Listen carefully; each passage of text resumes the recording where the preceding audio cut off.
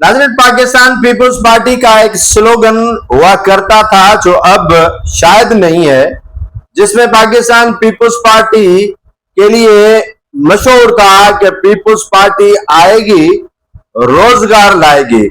और peoples party के मौजूदा चेयरमैन बिलावल भुट्टो जरदारी भी अवामी इज्तिमा में और इंतखाबी मुहिम में ये नारा लगाते रहते थे या रहते आए हैं कि रोटी, कपड़ा और मकान मांग रहा है हर इंसान। ठीक हो गया, सभी कहते हैं, नकल भी इनकी उतारते हैं। मुस्लिम लीग नून, पीटीआई, जमात इस्लामी, एमक्यूएम सभी नकल उतारती है, लेकिन रोजगार देकर छीना और रोजगार देकर उनसे छीन कर नेवाला उनका छीना, उनके बच्चों का रिस्क छीना, यह पीपल्स पार्टी का वतीरा तो है ही नहीं। यह वतीरा शायद उन गासिबों का हो सकता है, उन लुटेरों का हो सकता है, उन आमिरों का हो सकता है जो अवाम दुश्मन पॉलिसियों पर चलते हैं। लेकिन पीपल्स पार्टी ऐसा क्यों कर रही है? 2019 का मैं आपको वाक़या सुनाता हूं। 2012-13 में शर्जील इनाम मेमन जो टप्पी के बाद वजीर बने थे बल्दियात के, उसने एमडीए में तकरीबन कोई 1100 से ज्यादा लोग भर्ती किए थे एमडीए में। मलीर डेवलपमेंट अथॉरिटी इसको कहते हैं। 1128 मुलाजमीन भर्ती किए थे। अब उनकी पादाश में तकरीबन रेगुलर मुलाजिम जो 1996 बेनजीर साहबा के दौर से रेगुलर तनख्वाह लेने वाले 396 मुलाजमीन को बगैर किसी सबब के उनकी तनख्वाह स्टाफ की गई और उनको कान से खींचकर नौकरियों से निकाला गया। अब एमडीए में उनकी जरूरत नहीं है या समझते हैं कि ये हमारे लिए कारमंद नहीं है, तो फिर तकरीबन इस इदारे को 1000 जो है वो मुलाजमीन के जो वैकेंसीज हैं वो क्रिएट क्यों की गई?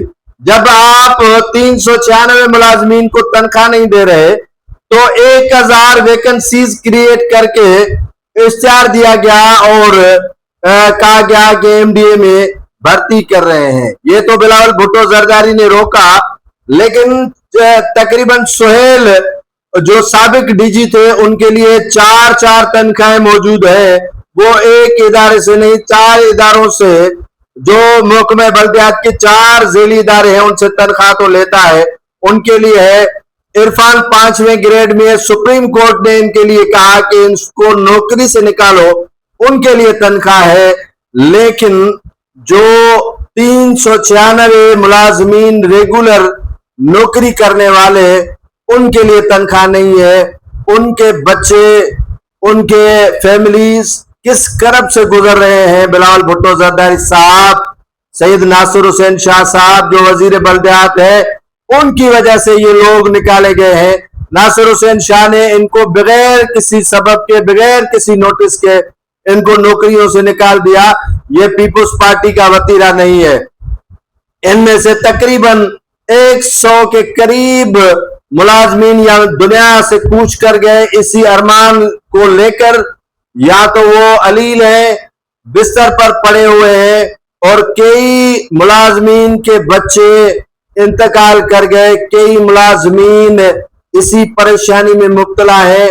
और आपको नाज़रीन ये बात बताते हुए मुझे शर्म आ रही है कि ये कहते हैं कि हम आइन की बालादस्ती चाहते हैं, हम आइन चाहते हैं कि मुल्क के अंदर आइन हो।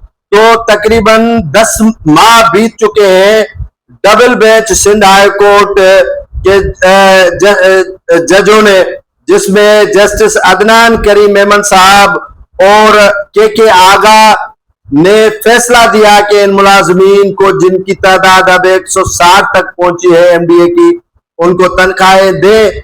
लेकिन अफसोस का मकाम यह है कि इनको तनख्वाहें नहीं दी जा रही हैं। अब ये तनख्वाहें पता नहीं किसके जेब में जा रही है। नासिर हुसैन शाह को इन मुलाजमीन ने हर जगह से कहलवाया कि नासिर हुसैन शाह आप सैयद हो, हमारे साथ इस तरह का बर्ताव और जुल्म न करें, हमारे साथ इस तरह का जो है वो क्या कहते हैं कि जुल्म और बर्बरियत न करें।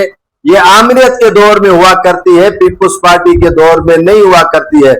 इन मुलाजमीन ने मुतनब्बे किया है कि अगर इन्हें तनख्वाहें नहीं दी गई तो वो 1 जुलाई से एहतजाजी धरने देंगे प्रेस क्लब के सामने।